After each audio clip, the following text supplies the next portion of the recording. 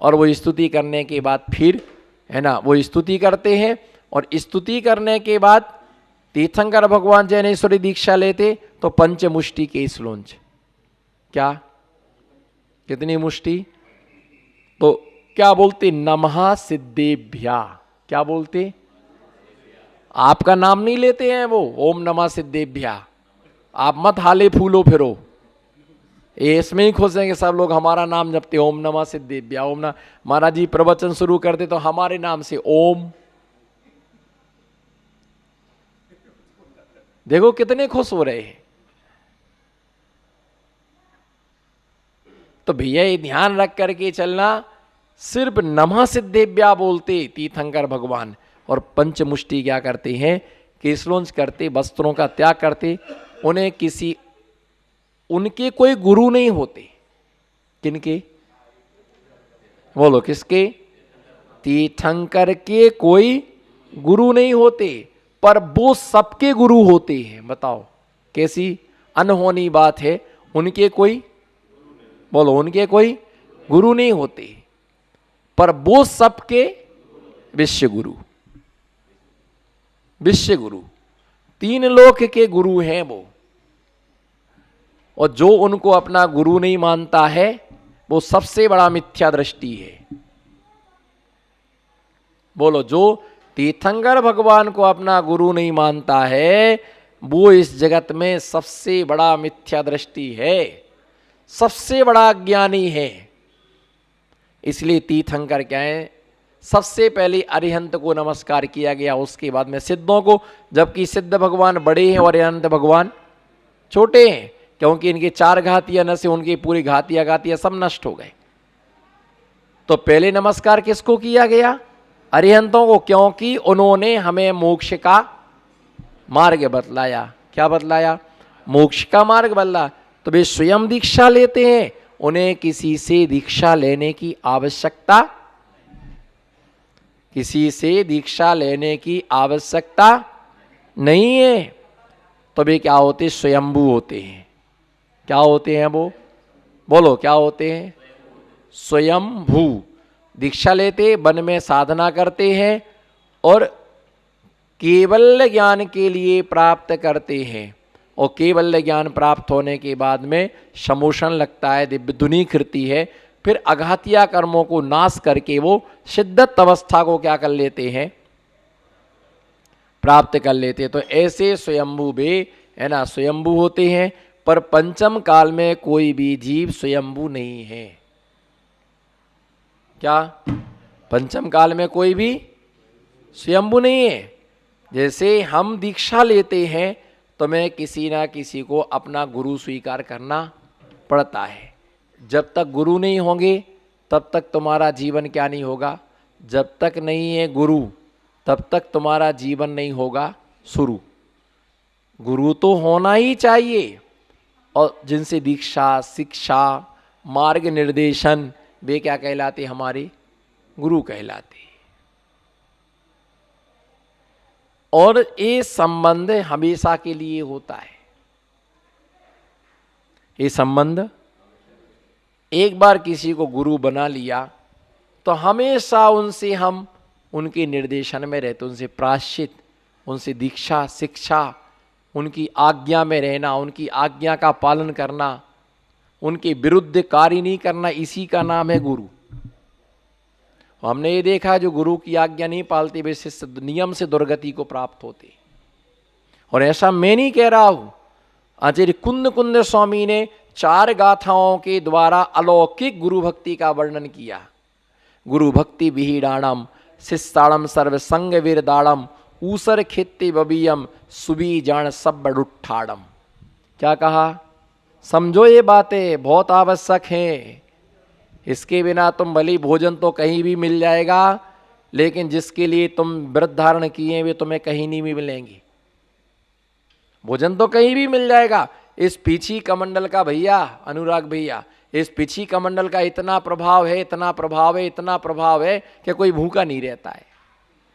कितना भी शिथिल से शिथिल साधु आए, लेकिन कोई ना कोई चौका लगा के आहार उनके यहाँ, ध्यान दो हमारे लिए, हमारे तरफ आहार कोई करा देगा। लेकिन जैसी भक्ति तुम्हारे प्रति होना चाहिए उसकी उतनी भक्ति तुम्हारे प्रति।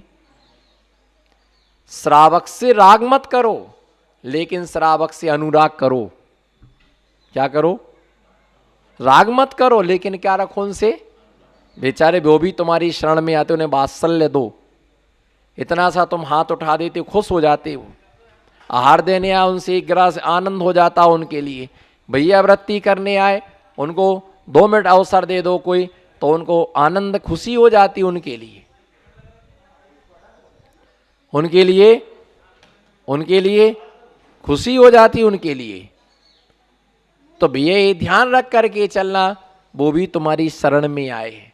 तुमने उनको झचकार दिया, तुमने उनको ठुकरा दिया, तुमने उनको उल्टा पापी हो, दुष्ट हो, अज्ञानी हो, मूर्ख हो।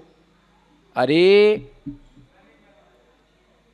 ज्ञानी तो सबको ही बनाता है, नमो सिद्धाड़म।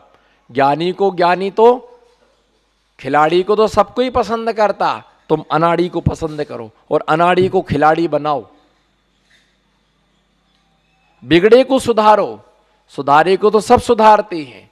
जिसका पेट भरा है उसको तो सब पूछते आओ भैया भोजन कर लो, जिसका पेट खाली है उसे भोजन कराओ, तो वो तुम्हारा जस मानेगा। कौन? जिसको कुछ नहीं आता उसे सदमार्ग बताओ। पैसे वालों को तो सब आशीर्वाद देते, भैया फलो फूलो बहुत बढ़िया, पर ऐसे को आशीर्वाद दो जिसके पास ना उसके पास हो जाए, तो वो तुम्हारा गुणगान करेगा। तो गुरु भक्ति विहीड़ा, गुरु भक्ति के बिना शिष्याणम सर्वसंग विरदाणम, समस्त प्रकार का परिग्रह त्याग, समस्त प्रकार का आरम्भ त्याग, सब कुछ त्याग है। कितना भी तप करता, लेकिन ऊसर खित्ते वबियम, जैसे बंजर भूमि में बोया गया बीज नष्ट हो जाता है, उसी प्रकार से शिष्य का तप, ज्ञान, चार्य सब क्या हो जाता? नष्ट हो जाता। इसलिए शिष्य का प्रथम कर्तव्य, प्रथम धर्म गुरु आज्ञा। जब तुम अपने मन के ही थे, जब तुम्हें सब कुछ अपने मन से ही करना था, तो हमारे पास आए क्यों आप? बताइए भाई। जब तुम्हें सब अपने मन से ही करना था, तो तुम हमारे पास आए क्यों? और इतनी तुम्हारी इच्छा है कि हमें अपनी इच्छा से काम करना, तो करो फिर। पर तुम्हारी नैया पार होने वाली नहीं है, डूबने वाली है। कभी घी की फांस लगी? बोलो, घी की फांस क्या सुनी नहीं है? फांस, घी की फांस होती है, सुने ही नहीं है कि घी की। अब कई लोगों के मुंह टेढ़े हो गए, घी की फांस ही नहीं होती। देखी फांस घी की? बोलो ओम जी, घी की फांस देखी? नहीं देखी। कहां देखने को मिलेगी? अरे बांस की फांस तो सबको लगती है, पर घी की फांस भी लगती है। गर्मी में वो घी की फांस यहाँ नहीं लगती, यहाँ नहीं लगती, नाखून के कॉर्नर पर लगती है। ये ध्यान रखो। कहाँ लगती है? कब लगती है? जैसे घी जम गया हो और उसे जब अपन ऐसा निकालो, उसको प्रेशर से निकालो, तो घी की फांस अंदर चली जाती है। और वो बांस की फांस से भी ज्यादा दुखदाई होती है। पक जाए तो कभी उंगली भी काटना पड़ जाए, इतनी खतरनाक होती है। तो घी की भी फांस लगती है। अगर तुम गुरु के प्रति भक्ति नहीं है, आदर नहीं है, सम्मान नहीं है, अंदर से निंदा करते, काय के गुरु? ऐसे कोई गुरु होते क्या? अंदर से तुम खोखले हो। क्या हो? जैसे गधे की लीद होती, घोड़े की लीद होती ना, घोड़े की जो लीद होती, मैं नहीं बोल रहा हूं, कुंद कुंद स्वामी की बात को मैं आपके लिए बता रहा हूं। मूलाचार्य ने कहा कि घोड़े की जो लीद होती है वो बाहर से तो चिकनी होती है, पर अंदर से वो पूरी क्या होती है? खुरदरी होती है। तुम बाहर से कितने अच्छे हो, पर अंदर से तुम्हारी मना स्थिति तो तुम जानो। तो इस प्रकार से क्या होता है कि तीर्थंकर भगवान स्वयंभू होते हैं, वो आत्म स्वभाव में लीन रहते हैं, केवल ज्ञान को प्राप्त करते। इसलिए गुरु भक्ति, वो विश्व गुरु हैं। हाँ, निर्ग्रंथ मुनिराज भी गुरु होते हैं, दीक्षा देने वाले गुरु होते, शिक्षा देने वाले गुरु होते, रात्राधिक गुरु होते हैं कि तुमसे दीक्षा में एक दिन पहले, अगर 1 मिनट पहले तुम्हारे उनके संस्कार हुए तो वो भी तुम्हारे रात्राधिक गुरु हैं, बड़े हैं वो तुमसे, ज्येष्ठ हैं वो तुमसे। तुम्हारी बाद में दीक्षा हुई, तुम छोटे हो। तो ऐसा जिस व्यक्ति को शास्त्र का ज्ञान ही नहीं है वो क्या समझे? बताओ। जो शास्त्र का क्या होता स्वाध्याय करने से, क्या होता स्वाध्याय करने से? आत्मा का ध्यान करो। बेटा ध्यान रख के चलना, बिना ज्ञान की आत्मा का ध्यान नहीं होता है। बिना शास्त्र ज्ञान के कै का ज्ञान ध्यान करोगे? बताओ मुझे, कै का ध्यान करोगे आप? किस चीज का ध्यान करते हो? तो माला तो तुमने रख दी, तुम आंखें नीचे बैठे हो, कै का ध्यान कर रहे? बताओ आप। क्या आत्मा? अभी तुम्हें आत्मा का लक्षण ही नहीं मालूम। आत्मा किसे कहते? बताओ। आत्मा का स्वरूप कुंद कुंद स्वामी ने समय सार में मूलाचार में क्या लिखा? बताओ मुझे आत्मा का स्वरूप। आत्मा कैसी है? तुम तो खाली चिल्लाने लगे आत्मा आत्मा आत्मा आत्मा आत्मा। पानी पानी कहने से कभी ना बुझती प्यास। बोलो सरकार। पानी पानी कहने से और लड्डू लड्डू कहने से कभी ना आता स्वाद।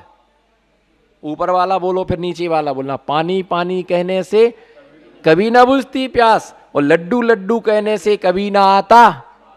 अगर ऐसा लड्डू लड्डू कहने स्वाद आ जाए तो कहो अग्नि अग्नि अग्नि अग्नि और जल जाओ।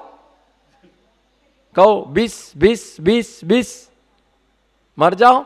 कहो कांटा कांटा कांटा, बोल कांटा कांटा कांटा, तो चुभ गया क्या? जब पानी पानी कहने से प्याज नहीं बुझती, लड्डू लड्डू कहने से स्वाद नहीं आता है।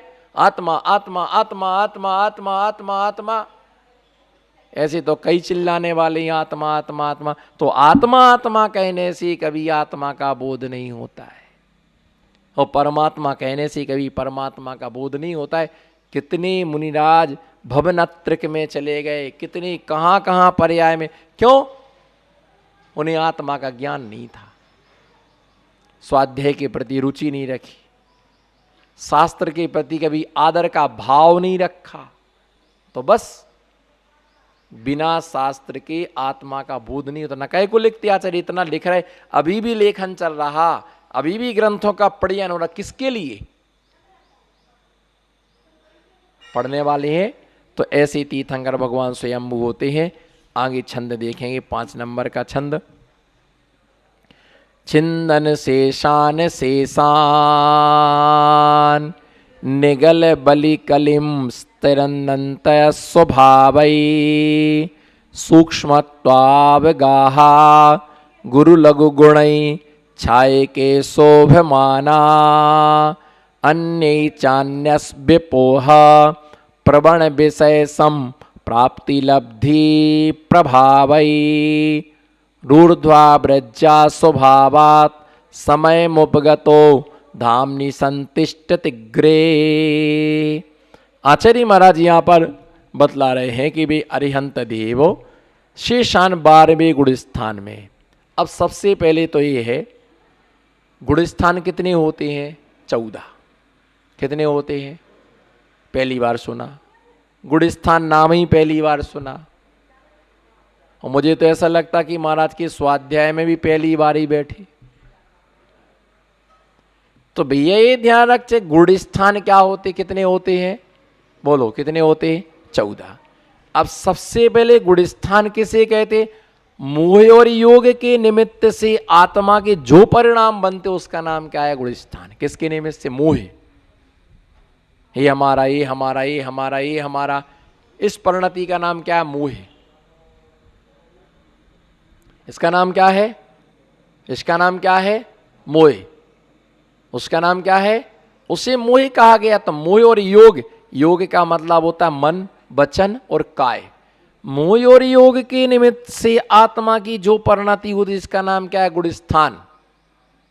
अगर मान लो मुनिराज को बोल दो गुणस्थान पतित, तो ये मां बहन से भी बड़ी गाली हो गई। समझो ध्यान से, इधर देखो, ये मां बहन से भी बड़ी गाली हुई, गुणस्थान पतित। किसी को बोल दो गुड़स्थान पतित, बताओ मैं गुड़स्थान पतित हूं, बहुत बड़ी गाली हो गई ये गुड़स्थान पतित। बताओ, रे सम्यक्त पतित, रे चारित्र पतित, रे ज्ञान पतित, ये बहुत बड़ी गालियां हो गई। तुम गुड़स्थान से पतित हो, तुम चारित्र से पतित हो, तुम ज्ञान से पतित हो, भावना पतित, ध्यान पतित, तुम ध्यान से पतित हो, तुम भावना से पतित हो। अब कह दिया तो पूछो कि मैं कैसे अपने स्वरूप में आऊं। पूछो मैं, हे स्वामी मुझे आपने गुड़स्थान पतित बोल दिया, अब मैं ऐसा क्या करूं जिससे मैं पुनः अपने गुड़स्थान में आ जाऊं। देखो मजदूर जहां जहां फंसे हुए हैं, ध्यान दो हमारे बात पर, मैं सिद्ध कर रहा हूं बिल्कुल साफ शुद्ध बातों में, दूध का दूध पानी। जो मजदूर जहां जहां फंसे हुए हैं लॉकडाउन की स्थिति में, तो वो क्या मांग कर रहे, बताओ मुझे क्या मांग कर रहे वो, बोलो जोर से बोलो, क्या मांग कर रहे वो। अभी बताओ क्या उन्हें खाना नहीं मिल रहा, अरे भोजन भी मिल रहा है, उनको पानी भी मिल रहा है, वो ठहरने को जगह भी है, फिर भी क्या नहीं मिल रहा, उनको काम नहीं मिल रहा। तो क्या क्या क्या डिमांड रख रहे हो सरकार से, बस हमें तो आप अपने घर पहुंचा दो, हमें अपने घर पहुंचा दो, हमें अपने, तो बस अब समझ में आया वो घर क्यों जाना चाह रहे। भली उनके घर में कुछ ना हो, लेकिन उनको क्या है, वो अपने ठिकाने पर पहुंचना चाहते। वहां रह के क्या करेंगे, खाली रोटी खाना ही सब कुछ थोड़ी है। आपने भी दिया, पैकेट दिए, दूध दे रहे, सवेरे से चाय दे रहे, कपड़े देने वाले कपड़े दे रहे, साबुन दे रहे, मंजन दे रहे, सारी व्यवस्था सरकार, फिर भी क्या बोल रहे वो, बोलो क्या बोल रहे, हमें तो अपने घर पहुंचा दो बस। और जिनको नहीं पहुंचाया जा रहा बेचारे पैदल चल रहे, कहीं की मौत हो गई, कहीं भूखे चल रहे, कहीं प्यासे चल रहे, कहीं कहीं से निकल रहा, कोई ट्रेन की पटरी पे से जा रहा, कोई झाड़ियों के बीच में से निकल रहा, कहाँ जाना है। बस वही है, अपने आप में आ जाओ। अपने बहुत आहार मिल रहा, भोजन मिल रहा, पानी मिल रहा, सब सुविधाएं मिल रही, लेकिन आप अपने आप में नहीं हो, इसलिए परेशान हो। अपने अपने स्वरूप में आ जाओ। क्यों किसी की चिंता करते हो, किसकी चिंता आपको, क्यों किसी की चिंता करते हो। किसी की चिंता मत करो, अपने स्वरूप में रहो, अपने आप में रहो। तो गुड़स्थान 14 होते, कितने होते हैं, 14 होते हैं, जिसमें अभी पंचम काल में सिर्फ 7 गुड़स्थानों तक इस जीव का गमनागमन होता है।